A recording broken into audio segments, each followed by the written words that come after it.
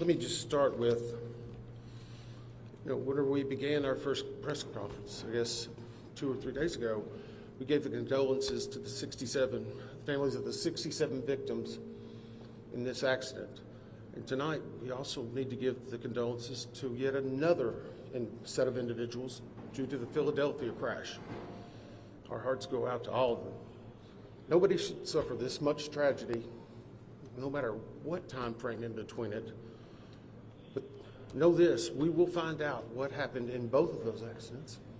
We will make recommendations, and we will attempt to never have to deal with those type of accidents again. I want to give you just a couple of facts right off the bat, just in case there's any questions. Last year, the NTSB investigated across all modes 1,288 different events. Aviation accounted for 1,204 of those. We currently have open 1,145 investigations in aviation. Last year we had multiple accidents with 6 or more fatalities. Across all of our modes, which are primarily aviation, we dealt with 343 fatalities. We currently have open 1,100 recommendations, and in aviation there are 283 that are still pending.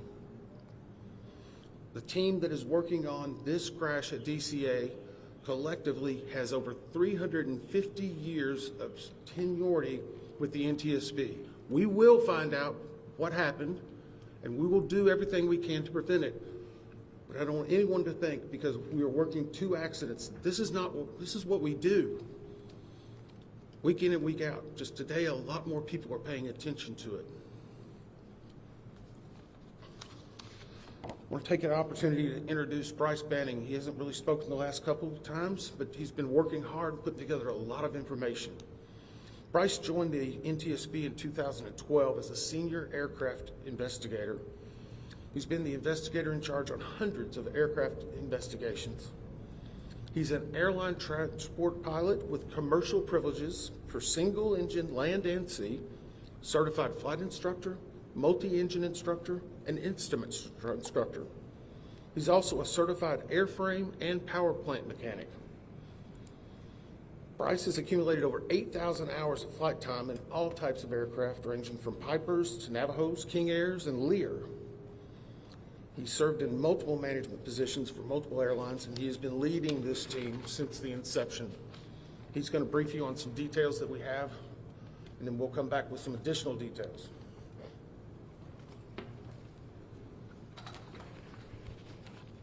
Thank you.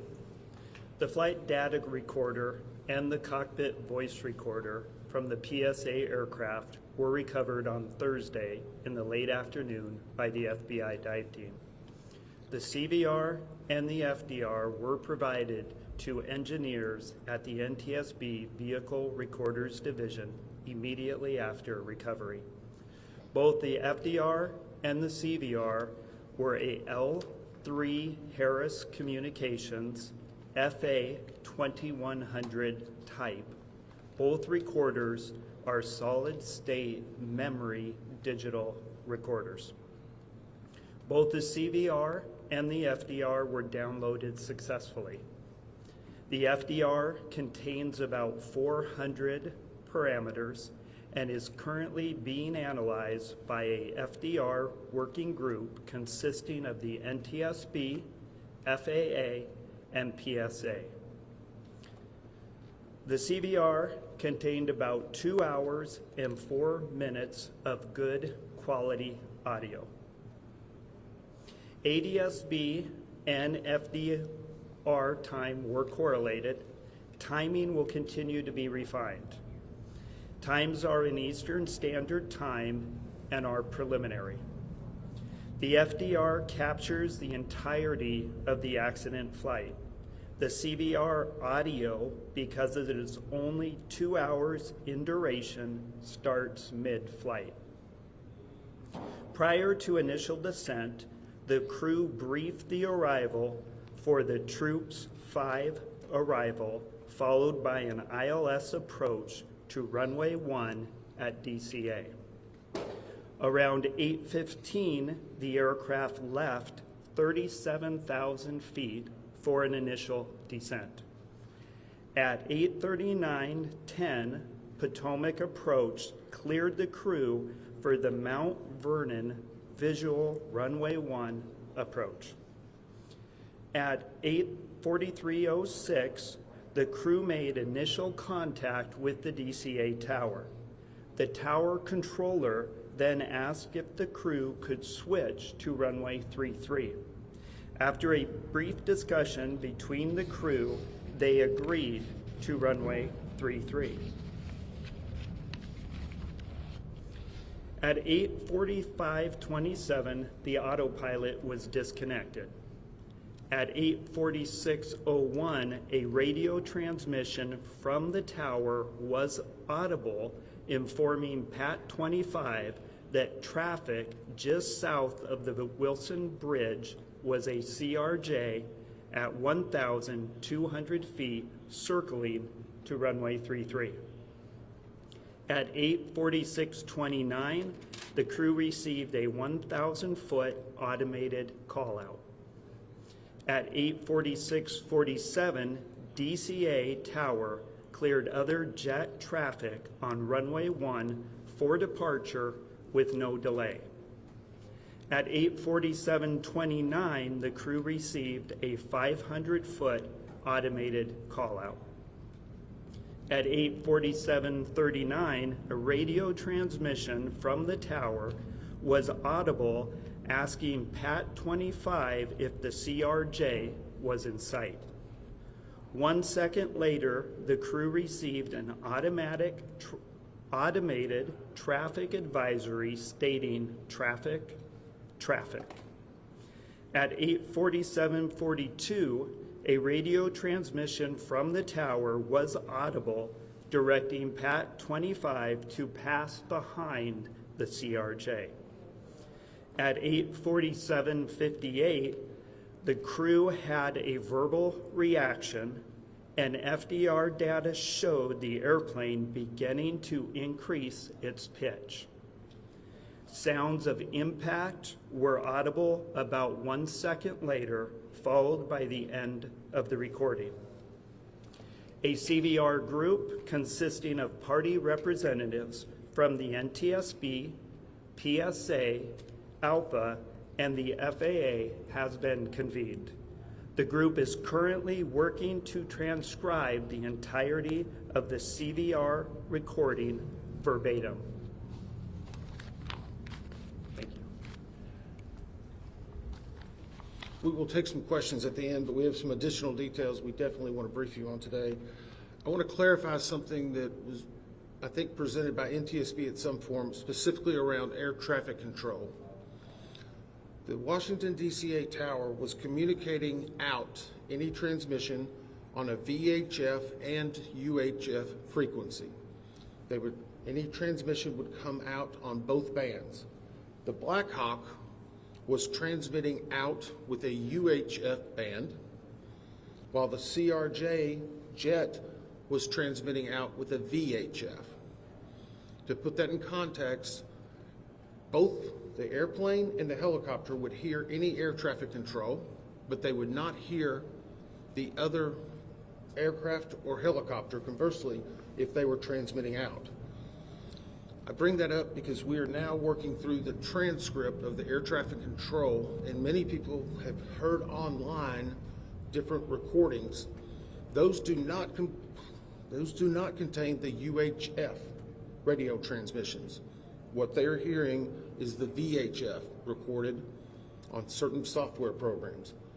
As we synchronize the timing on that, we hope to be able to release it tomorrow. We do have it. We're working through the synchronization because the specific time will be very critical. Now, a few updates in regard to the Black Hawk helicopter.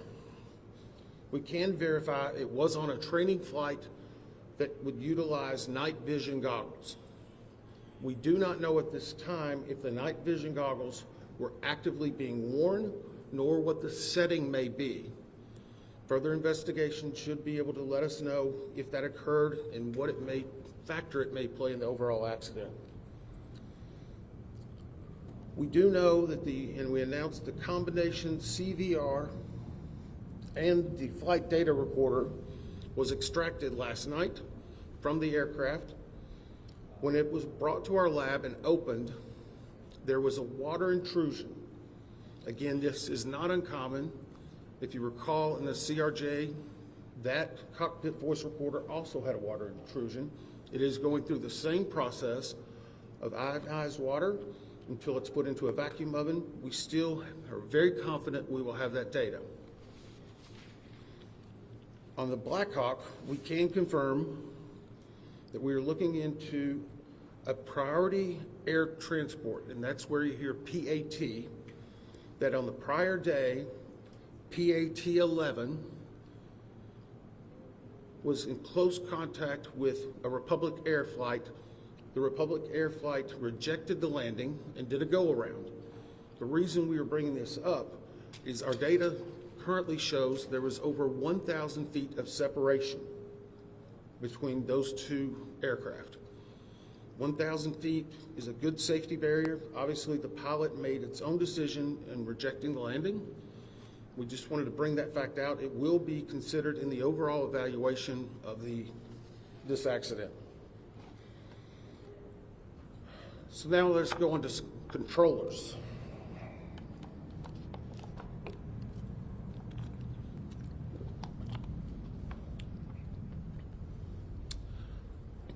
At the time of the accident, there were 5 controllers in the air traffic control tower cab at DCA. One was a local controller, which was handling not only helicopter, but fixed-wing aircraft. The local controller also would be handling arrivals and departures close in airspace and the use of the runway. There was a ground controller, which was handling all aircraft and vehicles, not on the runway. In addition, there was a local assist controller. This person is responsible for assisting the local controller in any type of actions that are needing, reviewing data, scanning the field, a multitude of different things.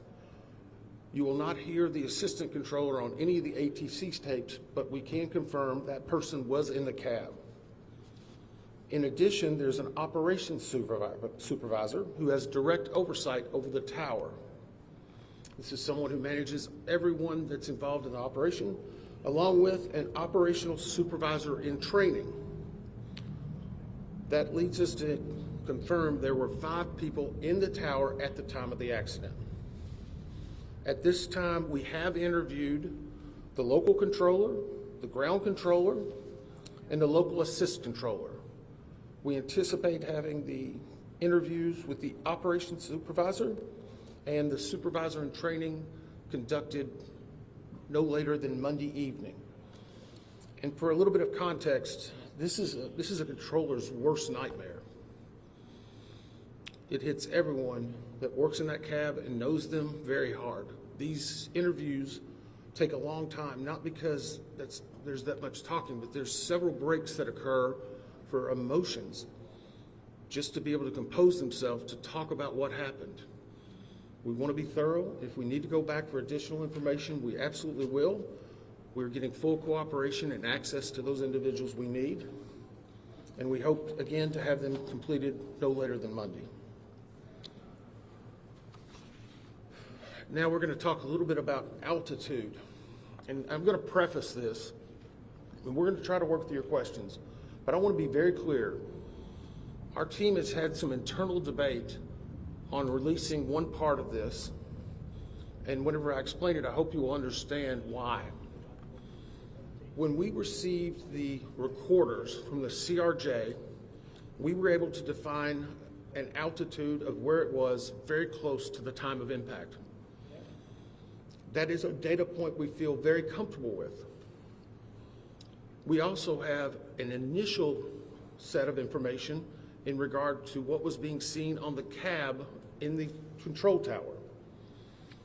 We have not finalized that and need to get more granularity to it, and we currently don't have the readout from the Black Hawk.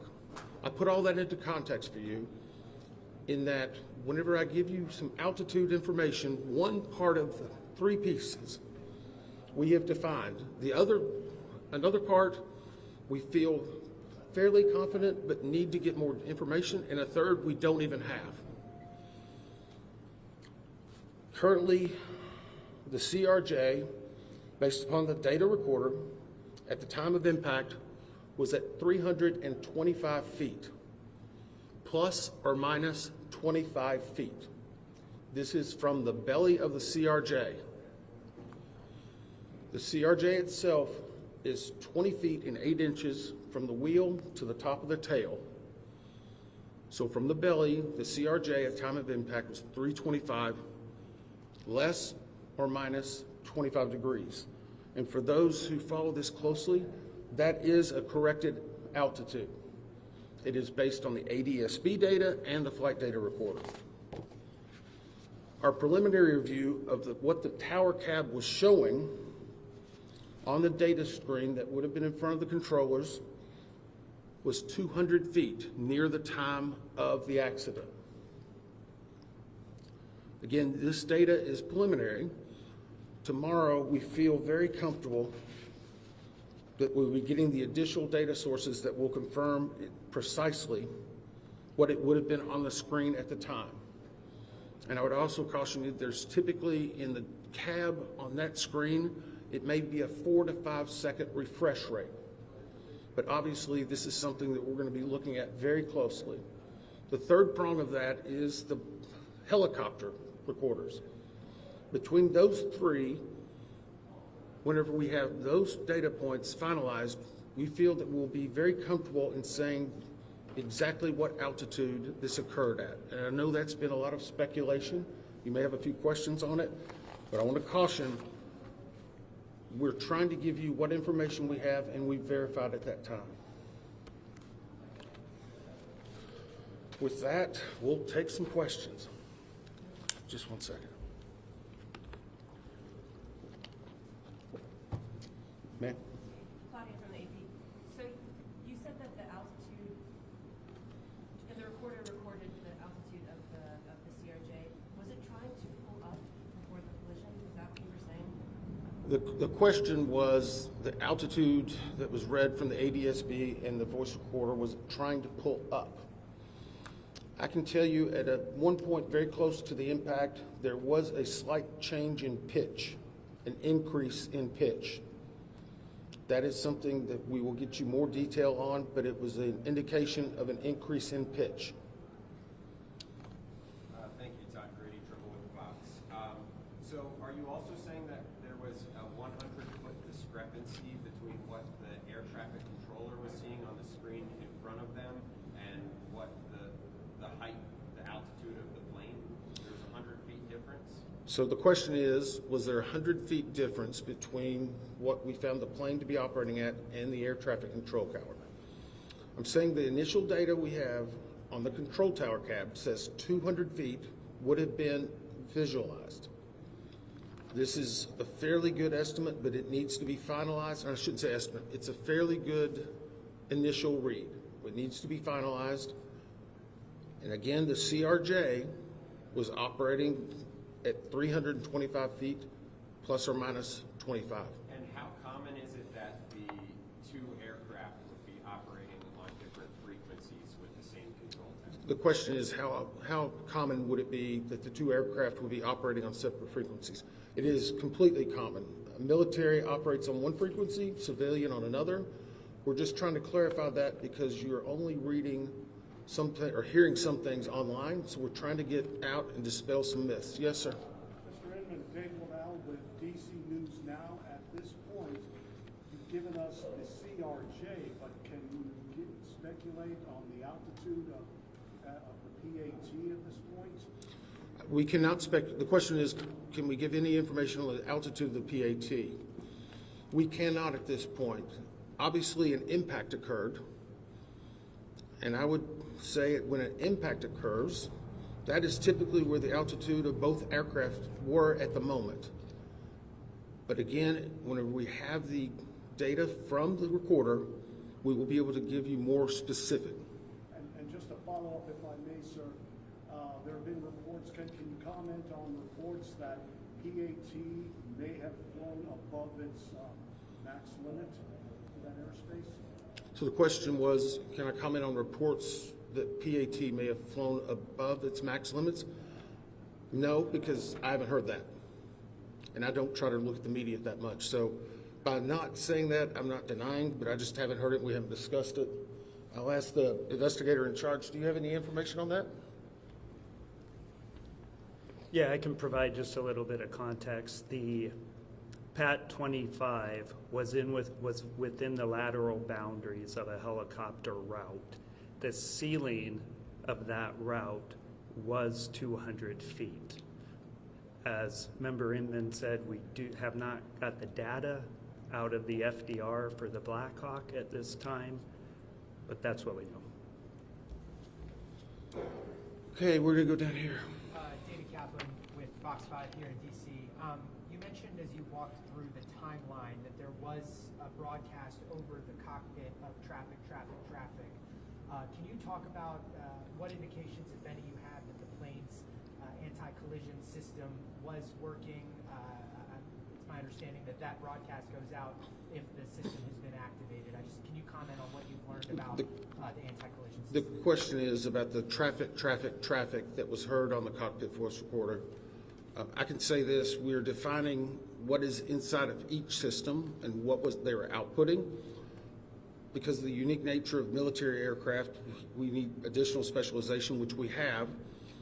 But for right now, we're trying to present you with what we've heard, so we need further information to be able to find why it was indicating traffic. Yes? The night goggles, how will you determine if they were wearing the night goggles or not? Question was, how will we determine if they were wearing the night vision goggles or not? Part of that will be based, and we already know during the extraction of the bodies, how they were presented and what was around them. I can say that impact was very significant. And so it will take additional analysis of their helmets, the attached areas. We're looking to find if the night vision goggle bags, whenever we extract the aircraft, are they empty? Are they found in the debris field? There's a lot of different variables we need to find out before we determine that. Yes? Thanks, Chase Williams with Fox Business. I know that it was 4 minutes before impact that there was a runway switch. They switched to 33. How routine is that? And is that enough lead time for pilots and other traffic in the area to be aware of, a change in the patterns? Okay, so the question was in regard to, and the term you used was runway switch. And we briefed this yesterday. The CRJ was on approach to runway 33. They'd been brought in that way. As they were coming in, they were asked by the air traffic control, could they accept, or sorry, let me reverse that. They were coming in on runway 1. As they were on approach, the air traffic controller said, can you accept runway 33? That is not an uncommon occurrence at DCA. It creates an arcing of the flight path, so it's very normal. Pilots were able to discuss it. They accepted it. They appear to be on a proper, at least, lineup at that time. So right now, we'll evaluate it with all the other facts and data, but it is what it is at this point, I guess. Yes, sir. Yeah, Dominic Louis with NTSB Washington. I just have a question about the staffing of the air tower. Can you tell me if that's common for it to have that level of staffing, or is it traditionally more people inside the cabin? The question was the staffing at the time of the actual accident with the 5 individuals. I have not gotten an update from the air traffic control people. I know the primary thing we wanted to get was exactly that, and there's been discussions because, again, typical can change based on the day of the week, the time, the weather. So we will not categorize anything as typical right now until we can present it in a better fashion. Yes, sir. Eric Gilchrist with NBC News. If I heard you correctly, you said that the tower was able to see the airplane at 200 feet. The tower instruments read at 200 feet. Did it not read where the helicopter was at the same time? The question was, it was reading the airplane. Could it not read the helicopter? It could read the helicopter. And the reason why I'm saying it could, and this is again getting into more specific information, the definition that's needed for us to evaluate that further will be downloaded tomorrow. Do you want to answer a little bit on how those control towers, or I'm happy to continue. Okay. Those monitors obviously assimilate different pieces of information. So our initial read was showing that. We're giving you the 200 feet as indicative of the CRJ. I don't want to speculate specifically on the Blackhawk. Sorry, it's reversed, right? Come on. So, as previously stated, we know that the FDR and data provided indicated that the CRJ was at 325 feet, plus or minus 25 feet.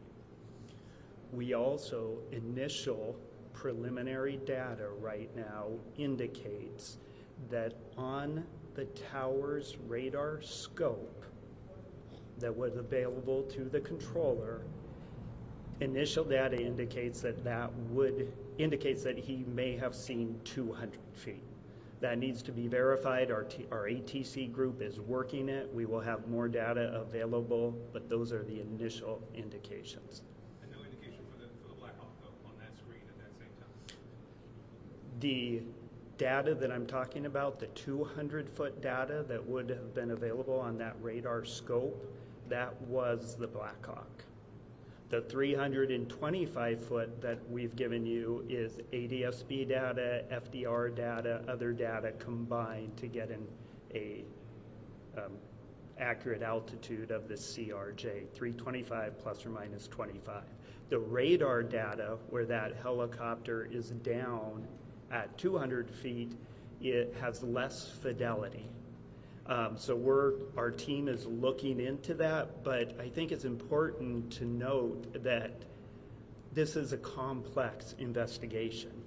There's a lot of pieces here. Our team is working very hard to gather this data, make sure we, as Member Inman has said, understand why this happened. Sorry, Bryce, can I just... Hang on, I'll call on people. Yes, ma'am. Can you just confirm what your colleague just said, that the CRJ was showing at 375 feet and the Blackhawk was showing at 200?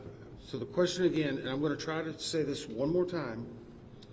The CRJ, at the time of impact, based on ADSB data and the voice and the data and the flight recorder, shows that that airplane was positioned at 325 feet plus or minus 25 feet.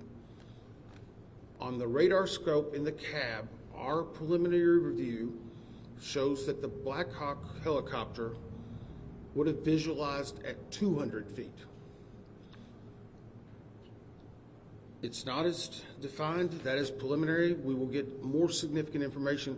We wanted to present the 325 plus or minus because we knew that. We have good certainty with it, but without presenting it with the radar scope information or with presenting that, it could cause some conflict. So I'm going to be very careful to make sure we still have a lot more work to do.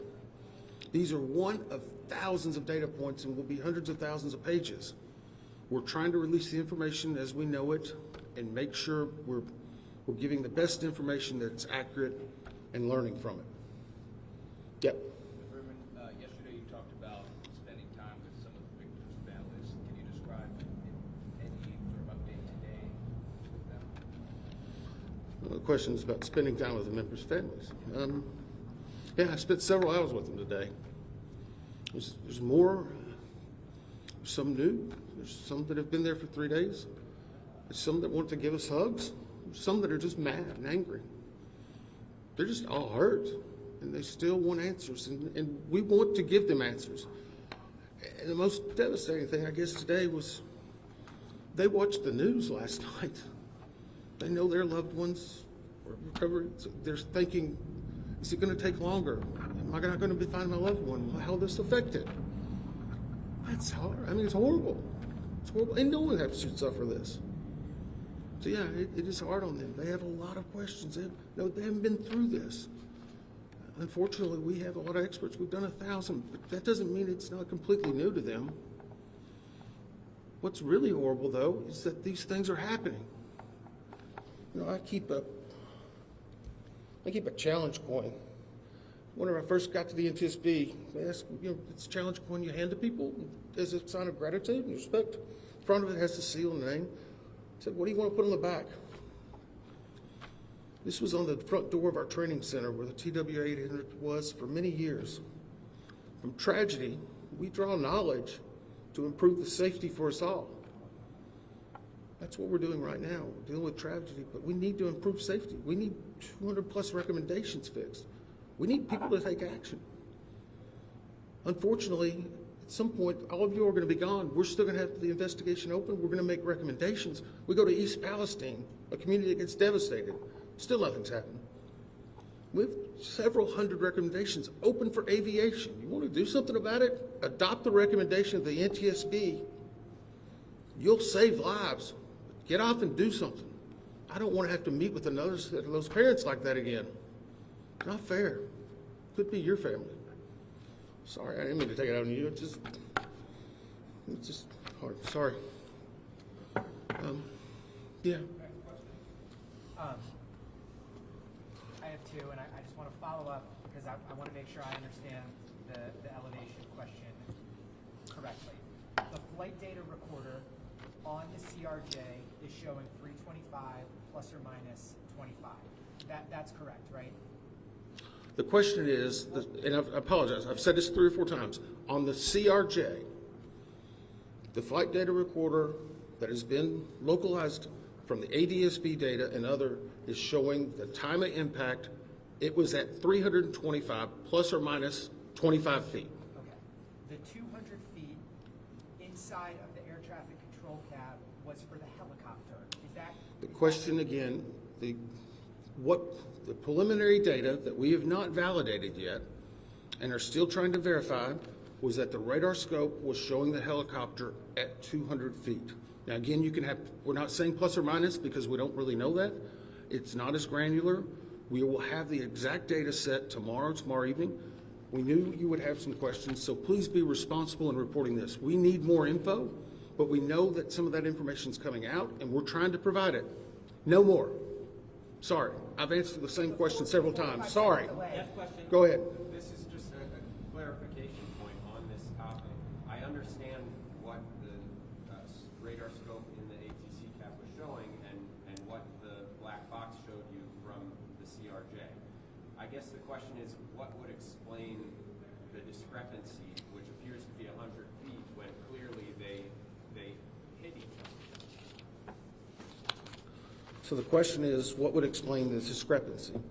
That's what our job is to figure that out. That's what we're doing. That's the reason we're giving you information to dispel some information that may be out there. We're the gold standard across the world because we tell the facts. And sometimes we have to give a little bit something preliminary so that you don't have an improper picture. That's what we're trying to do. Thank you. Thank you very much. Thank you. the 4 to 5 second delay that you described? Where was that?